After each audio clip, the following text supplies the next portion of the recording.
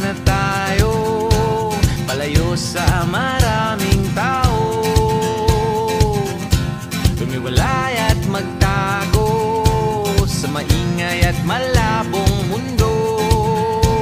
Bumubulong ang hanging habagat at hampas ng alon.